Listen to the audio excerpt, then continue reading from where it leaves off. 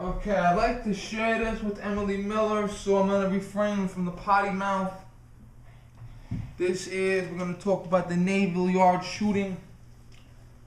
I don't know, what turn he made, what guy he shot, when he reloaded, how many shots he fired. I don't know a lot of the logistics of that stuff. And detectives are going to be poring over that for over a year probably. Every step, every this, every that. I'm going to talk about how this could be prevented. And no, I am not going to talk about banning guns that weren't used to commit the crime. I honestly believed that there was an AR-15 involved. I did. When I believed that the AR-15 was involved, I began to rationalize how and why. Now, police and military are allowed to bring AR-15s into the district, and they are allowed to own and possess AR-15s and other so-called military-style weapons, firearms. But if you read Emily Miller's book, you'll know that every once in a while a cop or an off-duty cop or an off-duty soldier will take too long getting out of the district, and things have happened. So my rationale was the AR-15 rifle was used to commit the massacre. One of three things might have happened. Either A, it was a rogue police officer who legally possessed a weapon, firearm. B, it was a rogue service member who legally possessed a firearm. Or C, it was an outsider who smuggled a firearm into DC illegally. Yes, those are the three possibilities that I was toying with. Then we find out it's a shotgun. So I don't watch CNN because I'm not that stupid. I don't watch MSNBC because I'm not that stupid. But I saw the ticker on the bottom, was displayed on the internet, where they said the AR shotgun. AR-15 shotgun. First he had an AR-15, now he has a shotgun, so let's call it the AR shotgun. Is there an AR shotgun? Ask Barry and Eric, they'll tell you there is. There is. Was that used? No, it was not. Here's what happened. He used a Remington 870, possibly a sporting version of it. They have the Remington 870 with the wood stock, wood furniture for hunting, clay shooting, target shooting, God knows what else. And then they have the black synthetic with the tactical light and all that other stuff for combat, for police, and the Coast Guard uses the AR 870, I think, but I know a lot of police departments do. He used a sporting version of that. Now, this brings us to two conclusions. First and foremost, remember all those people that are walking around with one gun, preferably a sporting gun, and they're like, I'm safe? You want to recant that statement? Remember all the politicians that are talking about how evil your assault rifle is, and yet they're walking around like Andrew Cuomo walking around with a shotgun? Here's the issue. A shotgun can be loaded with, depending on what type of shotgun you have, what type of load you use, birdshot, buckshot, this and that. Depending on what type of load you put in a shotgun, I believe this guy had a double-aught buck. They have double-aught buck. They have triple-aught buck, even though it's very rare. Triple-aught buck is very, very rare. It's more powerful than double-aught, obviously. Very, very, very rare. They use it a lot in the Old West, but they don't use it as much now.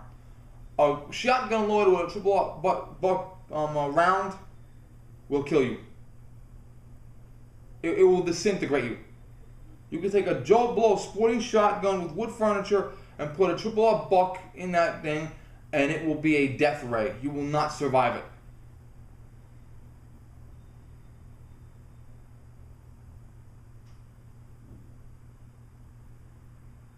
In addition to that, slugs are also damn near impossible to survive.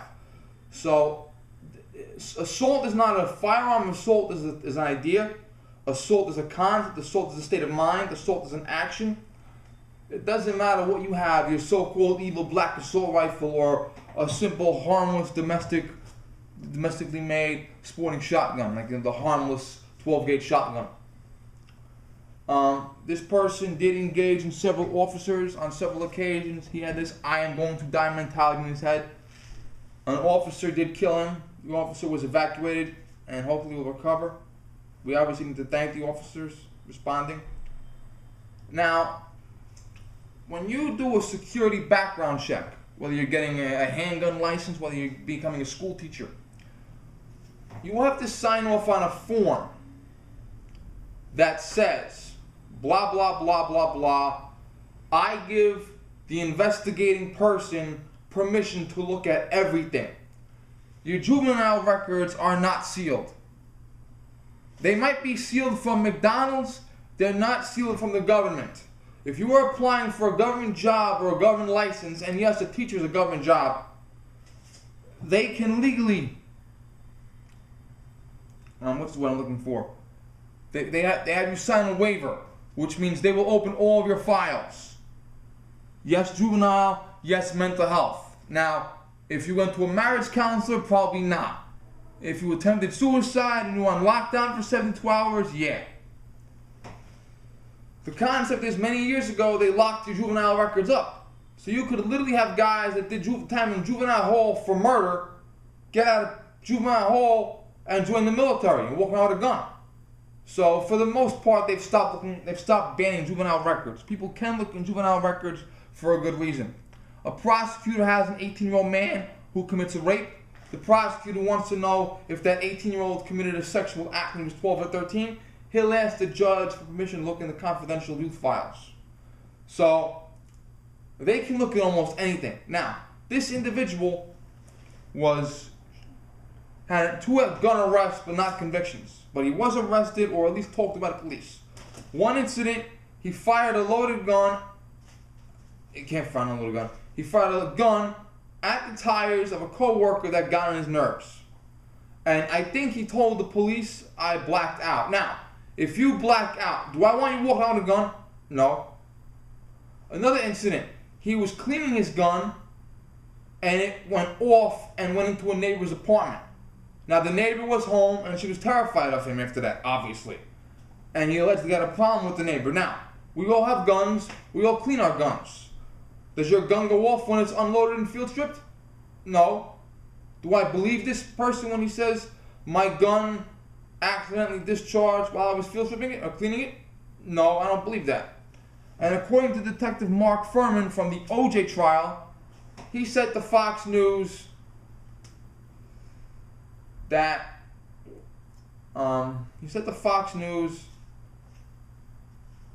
this person should have been banned from that job for that alone. The investigator should have talked to the police. He should have asked for the police report. And when he found out this, I blacked out and shot my enemy's tires out, or I was cleaning my gun, unloaded, field stripped, and it accidentally went off and it's my neighbor. Okay, right then and there, that should have been it.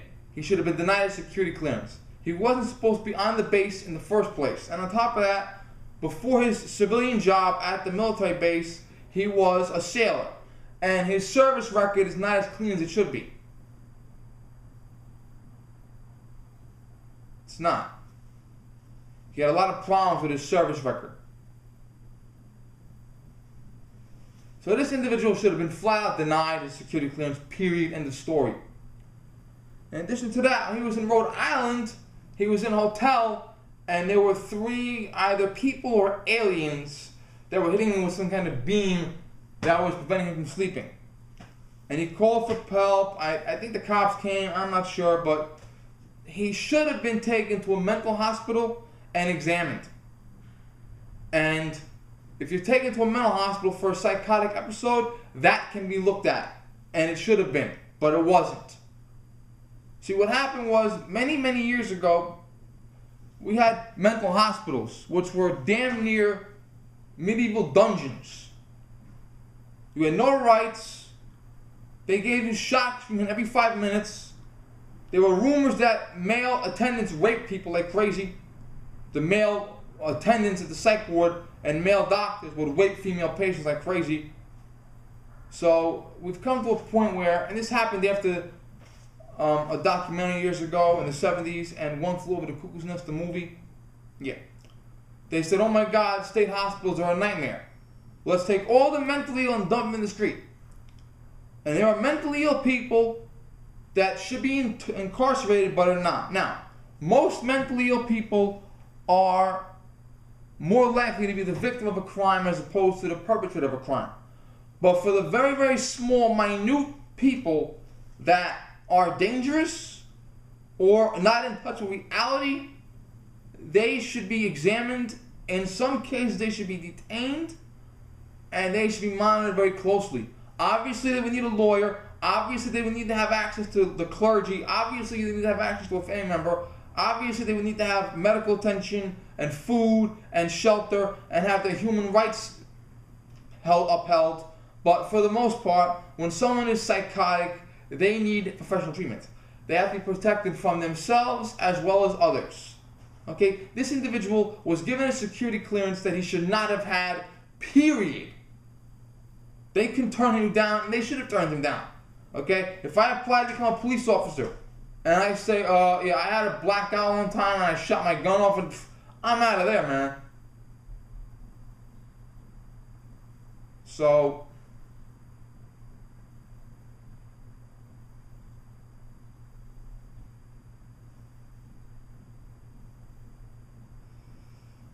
well, that's my take on it. This is what happens when we have a failure. Because what happens is you have the anti-gun lobby. All they want to do is pass more gun laws. Then you have the pro-gun lobby. All they want to do is stop more gun laws. And when both collide, whichever side wins, maybe there's a lawsuit afterwards. Like if you have a gun control law, there's a lawsuit, maybe, I don't know. But we drop the mental health question. And we're not examining mentally ill people. We're not treating the dangerously mentally ill. And this is what happens.